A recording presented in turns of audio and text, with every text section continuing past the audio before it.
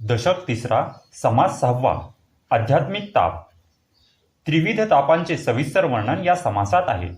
दुःखदायक तीन ताप ते असे: आध्यात्मिक, आधिदैविक, आधिभौतिक. कुणीही या तिन्ही तापातून सुटला नाही. याचे विस्तारपूर्वक वर्णन या समासामध्ये केले आहे. आध्यात्मिक ताप. श्रीराम. तापत्रयांचे लक्षण आता सांगिजेल निरूपण. श्रोती करावे श्रवण एकाग्र होऊनी श्रीराम. श्री समर्थ म्हणतात की मी आता तापत्रयाच्या लक्षणांचे नीट वर्णन करतो. ते श्रोत्यांनी एकाग्र होऊन श्रवण करावे. जो तापत्रयी पोळला तो संत संगे निवाला. अर्थभूत तोषला पदार्थ जेवी श्रीराम. तापलेला पदार्थ जसा पाण्याने निवतो तसा तापत्रयाने जो पोळतो तो संत समागमाने निवतो, शांत होतो. क्षुधाक्रांतास मिळे अन्न, तृषाक्रांतास जीवन. बंदी पडिल्यांचे बंधन तोडिता सुख श्रीराम. भुकेल्यास अन्न मिळावे किंवा तहानलेल्यास पाणी मिळावे किंवा बंधनात पडलेल्याचे बंधनातून सुटका व्हावी, त्याप्रमाणे त्याला सुख प्राप्त होते. महापुरे जाजावला तो पैलतीरास नेला. का तो स्वप्नीचा चैला स्वप्न दुःखी श्रीराम. कोणी एकासी मरण येता दिले जीवनदान. संकटास निवारण तोडिता सुख श्रीराम. किंवा महापुरात घाबरलेल्यास पैलतीरास नेला असता तो जसा सुखी होतो. किंवा स्वप्नदुःखाने दुःखी झालेल्यास जागे करावे. किंवा कोणाचे मरण ओढावले असता त्यास जीवनदान द्यावे. किंवा एखादा संकटात सापडलेला असता युक्तिप्रयुक्तीने त्याचे संकट निवारण केल्यास त्यास जसे सुख होते. रोगियास औषध सप्रचित आणि शुद्ध. तयासी होय आनंद आरोग्य होता श्रीराम. किंवा रोग्याला अनुभवसिद्ध असे खात्रीचे आणि उत्तम औषध मिळून आरोग्य प्राप्त झाले असता त्याला जसा आनंद होतो. तैसा संसारे दुःखवला त्रिविध तापे पोळला. तोची एक अधिकारी झाला परमार्थासी श्रीराम. त्याप्रमाणे संसारातील दुःखाने जो गांजलेला असतो, त्रिविध तापाने जो पोळलेला असतो, तोच एक परमार्थ मिळवण्यास अधिकारी ठरतो. ते त्रिविध ताप ते कैसे आता बोली जेत तैसे. ए विषयी एक असे वाक्याधार श्रीराम. ते त्रिविध ताप कसे असतात ते मी आता सांगतो. देह, इंद्रिये आणि प्राण यांच्यामुळे जे सुखदुःख भोगावे लागते त्याला आध्यात्मिक ताप असे म्हणतात. सर्व भूतांच्या संयोगाने जे सुखदुःख उत्पन्न होते तो दुसरा ताप असून तो मोठा क्लेशदायक आहे. तो खरोखर अधिभौतिक ताप होय.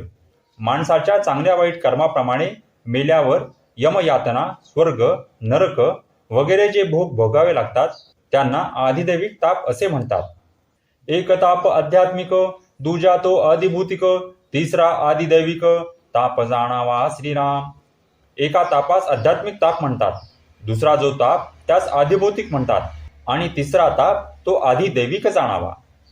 आध्यात्मिक तो कोण, कैसी त्याची ओळखण. आधिभौतिकांचे लक्षण जाणीजे कैसे श्रीराम. आध्यात्मिक ताप म्हणजे काय, तो कसा ओळखावा, तसेच आधिभौतिक तापाचे लक्षण ते कसे जाणावे. आधिदैविक तो कैसा, कवणतयांची दशा. हेही विशद कळे ऐसा विस्तार की जय श्रीराम. आधिदैविक ताप कसा असतो, त्याची अवस्था कोणती, हे सर्व स्पष्टपणे कळेल अशा प्रकारे विस्तार करून सांगा. हा जी म्हणून वक्ता जाला कथा विस्तारिता.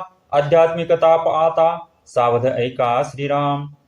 त्यावर वक्ता जी हा असे म्हणून विस्तारपूर्वक सांगता झाला, तरी आता आध्यात्मिक तापासंबंधीचे निरूपण सावध होऊन ऐका. देह, इंद्रिय आणि प्राण यांचे नियोगे आपण. सुखदुःखे सीने जाण या नाव आध्यात्मिक श्रीराम. देह, इंद्रिये आणि प्राण यांच्या योगाने आपणा सुखदुःख होऊन जो त्रास होतो त्या तापाला आध्यात्मिक ताप असे नाव आहे. देहामधून जे आले इंद्रिये प्राणे दुःख झाले ते आध्यात्मिक बोलिले तापत्रयी श्रीराम. जे दुःख देहामधून येते आणि इंद्रिये व प्राण यांच्याद्वारे भोगावे लागते त्याला तापत्रयात आध्यात्मिक असे म्हणतात. देहामधून काय आले प्राणे कोण दुःख झाले आता हे विशद केले पाहिजे की श्रीराम. देहामधून कोणते दुःखे येतात आणि प्राणांमुळे ती कशी सोसावी लागतात हे आता स्पष्ट करून सांगितले पाहिजे. खरुज खवडे पुळ्या नारू, नखरुडे मांजऱ्या देवी गौरू. देहामधील विकारू या नाव आध्यात्मिक श्रीराम. देहामधील विकारांना आध्यात्मिक ताप म्हणतात. ते असे: खरूज, खवडे, पुळ्या, नारू, नाखुर्डे, मांजऱ्या देवी गोवर. काख मांजरी केशतोड, ओकोटे वर्ण काळ फोड, व्याधी मूळ व्याधी महाजाड, या नावाध्यात्मिक श्रीराम. काख मांजरी केस्तूड, सडके व्रण, काळपुळी, व्याधी दुस्सह अशी मूळ व्याध. अंगुळ वेडे गाल फुगी, कंड लागे जे वाऊगी, हिरडी सुजे भरे बलंगी, या नावाध्यात्मिक श्रीराम. बोटाचे दुखणे, गालफुगी, उगीच कंड सुटणे, हिरडी सुजणे, दातांमध्ये भरणारे कसपट, वाऊगे फोड उठती, काते सुजे अंग कांती, वात आणि तिडका लागती, या नावाध्यात्मिक श्रीराम. अंगावर उगीच फोड उठणे किंवा अंगाला सूज येणे, वात होणे, तिडका लागणे. नाईटे अंधू गजगर्ण, पेहाचे पोट विस्तीर्ण, बैसले टाळे फुटती कर्ण, या नावाध्यात्मिक श्रीराम. नाईटे हड्यावरण गजकर्ण, जलोदराने वाढलेले पोट, कांठाळ्या बसून कान फुटणे. कुष्टी आणि ओला कुष्ठ, पंड्यारोग अतिश्रेष्ठ, क्षयारोगाचे कृष्ठ, या नावाध्यात्मिक श्रीराम. पांढरे कोड, महारोग, अतिश्रेष्ठ असा रक्तक्षय व क्षयरोगाचे कष्ट. वाटी वटक वाये गोळा, हाती पायी लागती कळा, भोवंडी लागे वेळोवेळा, या नावाध्यात्मिक श्रीराम.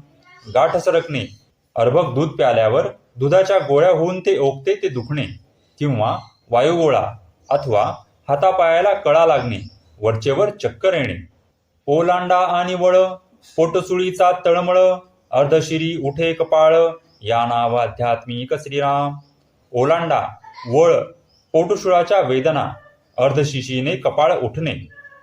दुःखे माझ आणि मान, पुष्ठी ग्रीवा आणि वदन, अस्थिसांदे दुःखती जाण, या नावाध्यात्मिक श्रीराम. मान आणि कंबर दुखणे, पाठ, गळा आणि तोंड दुखणे, हाडांचे सांधे दुखणे. कुळी कतरळ कामिनी, मुरमा सुंठरे माळिनी, विदेशी लागे पाणी, या नावाध्यात्मिक श्रीराम. मोडशी, अजीर्णाची हागोक, कावीळ, पुरळ, गळवे, गंडमाळा, विदेशातील पाणी लागणे. जळसोस आणि हिवारे, गिरिविरी आणि अंधारे, ज्वर पाचाव आणि शारे, या नावाध्यात्मिक श्रीराम. कोरडे पडणे, हिवताप, गरगरणे आणि अंधारी येणे. उलटलेला ज्वर, ज्वर आणि शहारे येणे. शैत्य उष्ण आणि तृष्णा, क्षुधा निद्रा आणि दिशा, विषय तृष्णेची दुर्दशा, या नावाध्यात्मिक श्रीराम. शैत्य, उष्ण, तहान, भूक, निद्रा आणि हगवण, विषय वासनेच्या अतिकाराने होणारी दुर्दशा. आळसी, मूर्ख आणि अपयसी, भय उद्धवे मानसी, विसराळो दुश्चित अहिर्निशी, या नावाध्यात्मिक श्रीराम. आळशी, मूर्ख, अपयश, मनात भय उत्पन्न होणे, विसराळू असणे आणि रात्रंदिवस उद्विग्न असणे.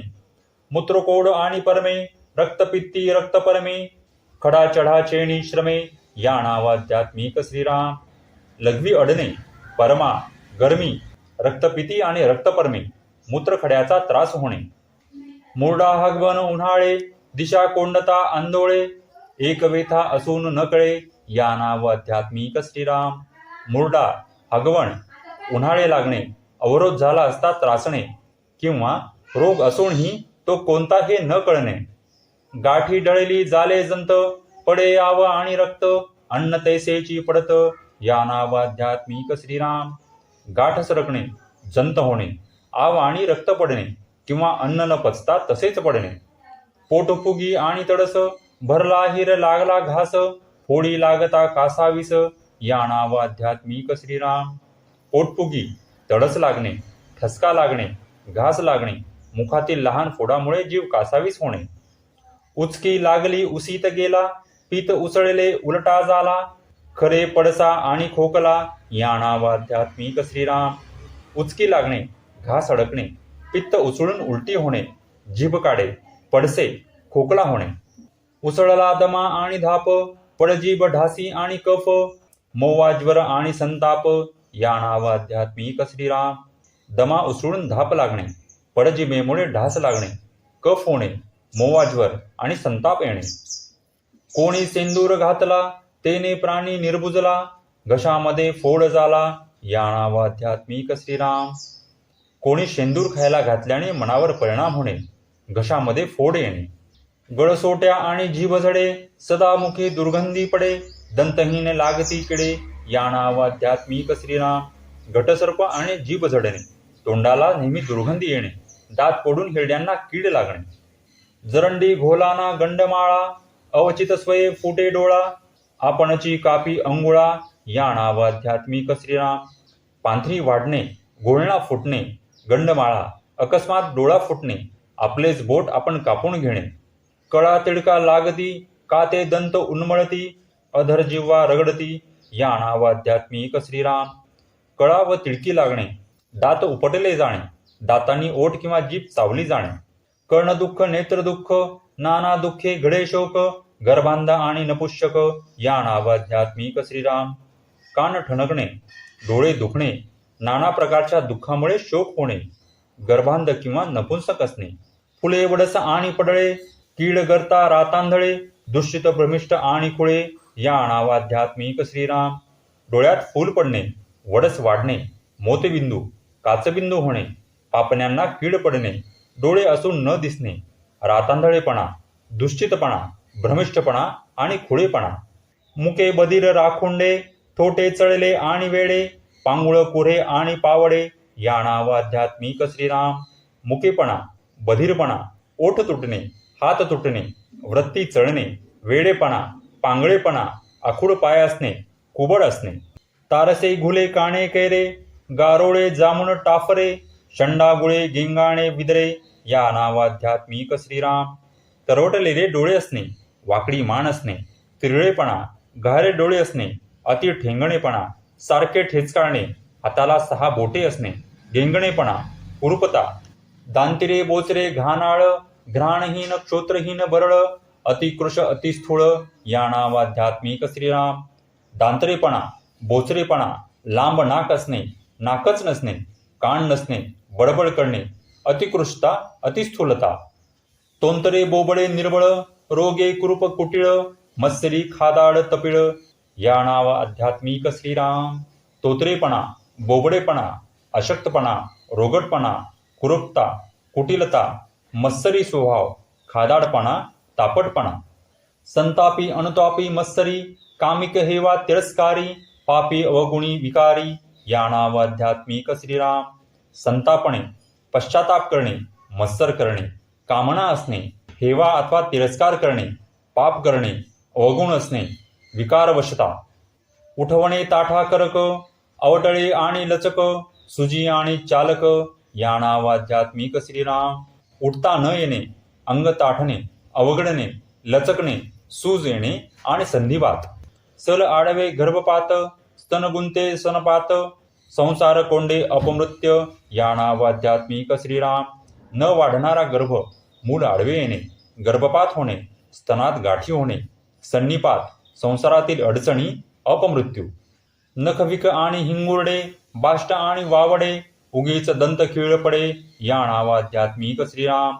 नखविष आणि नखुरडे, शिळे व वातुळ खाण्याने होणारे रोग, वावडे खाण्याने होणारा त्रास, उगीच दातखीळ बसणे, झडती पाती सुजती भवया, नेत्री होती रांझणवडिया, चाळी लागे प्राणिया, या नाव आध्यात्मिक श्रीराम। डोळ्यांच्या पापण्या झडणे, भुवया सुजणे, डोळ्याला रांजणवाड्या होणे, डोळ्यांना चष्मा लागणे, वांग तीळ सुरमे लांसे, चामखीळ गलंडे मसे, चकुर होय जे मानसे, या नाव आध्यात्मिक श्रीराम। काळसर पुळ्या, तीळ, पांढरे चट्टे, काळे चट्टे, चामखीळ, गालगुंड, केसाळ काळे चट्टे, मनाने भ्रमिष्ट होणे, नाना फुग आणि आवाळे, अंगी दुर्गंधी प्रबळे, चाई चाटी लाळगळे, या नाव आध्यात्मिक श्रीराम। अंगावर येणारे फुगवटे, आवाळे, अंगाला अत्यंत दुर्गंधी येणे, डोक्यावरील केस गळून चट्टे पडणे, तोंडातून लाळ गळणे, नाना चिंतेची काजळी, नाना दुःखे चित्तपोळी, व्याधी वाचून तळमळी, या नाव आध्यात्मिक श्रीराम। नाना प्रकारच्या चिंतेने काळवंडणे, नाना दुःखांनी चित्त पोळून निघणे, काही आजार नसूनही जीवाची तगमग होणे, वृद्धपणीच्या आपदा, नाना रोग होती सदा, देह क्षीण सर्वदा, या नाव आध्यात्मिक श्रीराम। वृद्धपणीच्या यातना, नेहमी काही ना काही रोग होणे, देह नेहमी क्षीण असणे, नाना व्याधी, नाना दुःखे, नाना भोग, नाना खांडके, प्राणी तळमळी शोके, या नाव आध्यात्मिक श्रीराम। नाना रोग व नाना प्रकारचे दुःख, नाना भोग, अनेक जखमा, यांमुळे माणसाला दुःख होऊन तळमळणे. ऐसा आध्यात्मिक ताप, पूर्व पापाचा संताप, सांगता सरेना अमुप, दुःख सागर श्रीनाम. अशा प्रकारचे आध्यात्मिक ताप हे पूर्वजन्मातील पातकांचे फळ असते. त्यांचे कितीही वर्णन केले तरी पुरे पडत नाही. असा हा न संपणारा दुःखाचा समुद्र आहे. बहुत काय बोलावे, श्रुती संकेते जाणावे, पुढे बोलिजे स्वभावे, आदिभूती क श्रीराम. श्री समर्थ म्हणतात की आणखी किती वर्णन करावे, श्रोत्यांनी वरील उदाहरणांवरूनच समजून घ्यावे. आता पुढील समासात स्वाभाविकच आदिभौतिक तापाचे निरूपण केले जाईल. इति श्री दासबोधे गुरुशिष्य संवादे आध्यात्मिक तापनाम समास 6. श्रीराम.